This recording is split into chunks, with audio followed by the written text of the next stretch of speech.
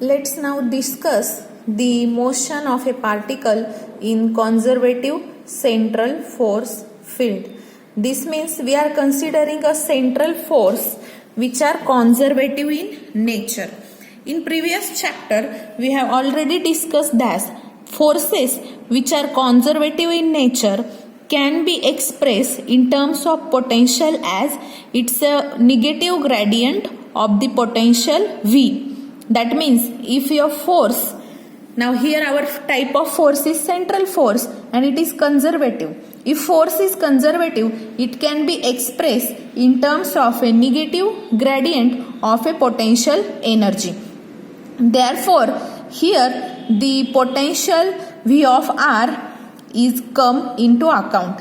Now, we restrict ourselves to a conservative central forces where potential is V of R as a function of R only, so that the force is always along the distance R. So very first we will discuss about the conservation of the energy. Now you know that the central force can be expressed as F bar of R will be equal to N cap F of R. This you know. Because of this N cap is you know that it's a unit vector. N cap is a unit vector along R. So direction of N cap is along R and this F is what?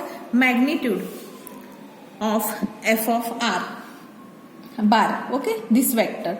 Now, since our force is conservative, since F bar of R is conservative force, so if it is conservative, we just discussed that if force is conservative, then it is expressed as negative gradient of potential energy. So this implies me that I can write F of R as a negative gradient of potential energy, and this energy is also a function of R.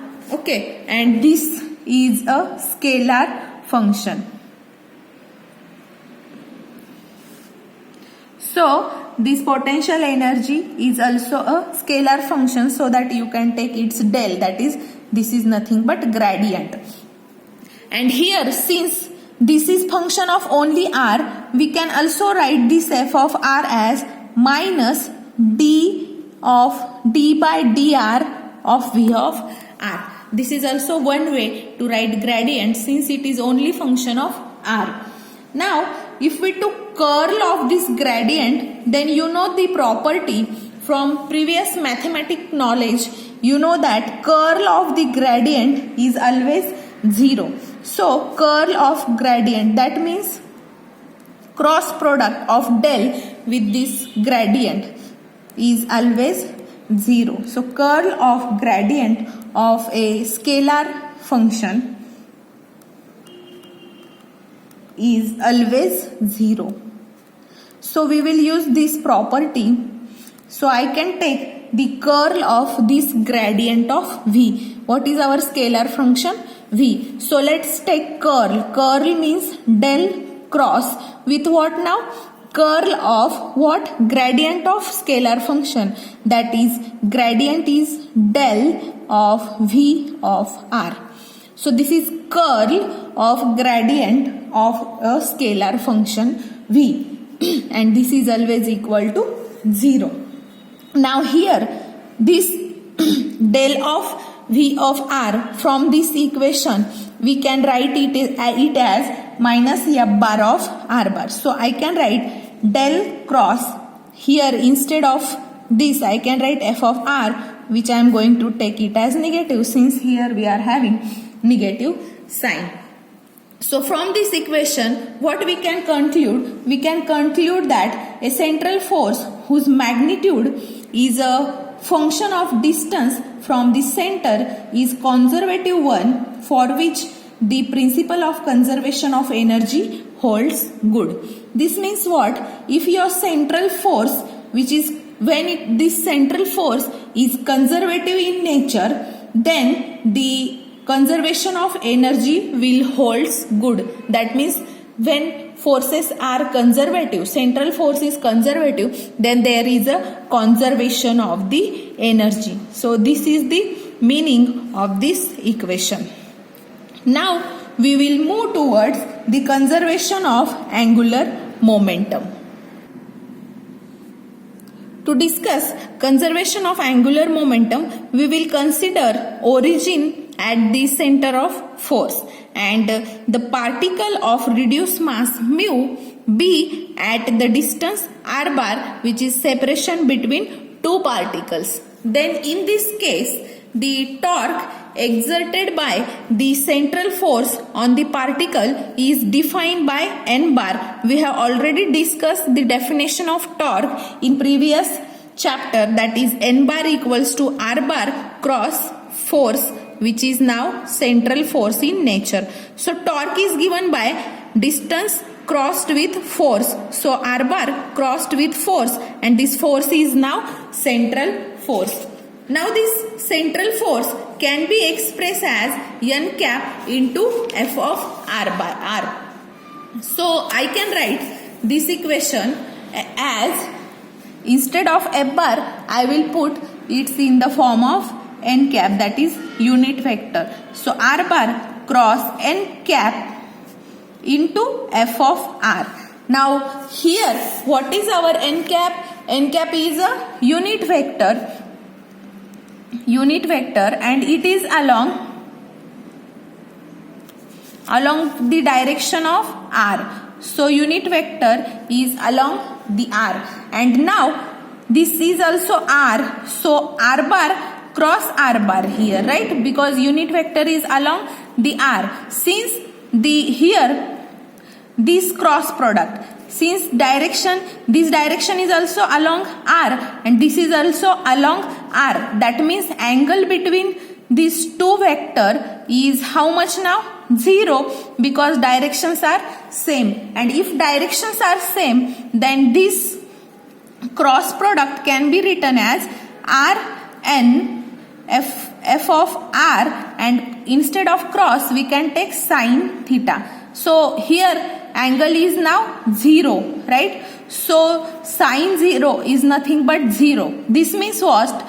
This cross product becomes 0. That means n bar is 0. Since the direction of both the vectors which are going to cross, which is made a cross product, that is 0. So this cross product become 0. Hence I can say that the torque on a particle is 0, and that is, this means torque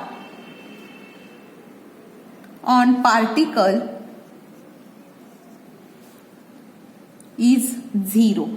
Now the torque is also defined as rate of change of angular momentum. So torque I can also define as rate of change of momentum, that is dl bar upon dt.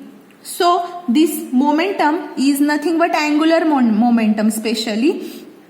So rate of change of angular momentum with respect to time is also defined as torque. So I can write n bar as the angular momentum is given by L bar. So here dl bar upon dt, and from this equation this will be equal to 0. Now if derivative of any quantity is 0 with respect to time, then I can say that quantity is constant with respect to time. This implies me that L bar is constant with respect to time, so with respect to t. And this L bar, definition of angular momentum, is nothing but r bar cross p bar, where p bar is a linear momentum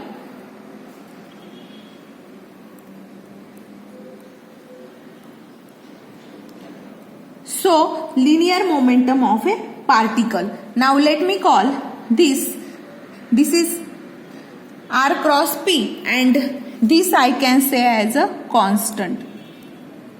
So let me call this as equation number 15. Here, since L bar is constant, we can say that angular momentum is conserved. So, this is nothing but the conservation of angular momentum. Means if any quantity is constant with respect to time, then it is said to be a conserved quantity. So, angular momentum is conserved here.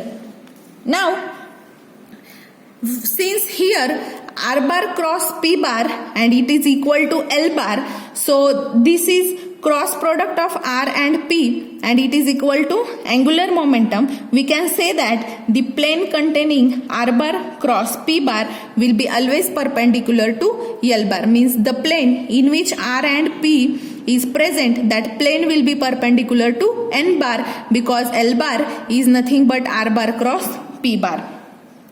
Since there is no component of f of r which is perpendicular to r bar and p bar, the motion will always remain in the same plane. Means there is, for f bar, there is no perpendicular component to r bar and p bar. That means this motion of the particle will not change its plane. Okay, so from this we can conclude that for central force, the orbit of a particle will always lie in a fixed plane which is perpendicular to direction of fixed angular momentum, which is conclude from this thing. Okay, that this implies me that the particle will not change its orbit, and that orbit will always be perpendicular which will always perpendicular to fixed plane to the direction of fixed angular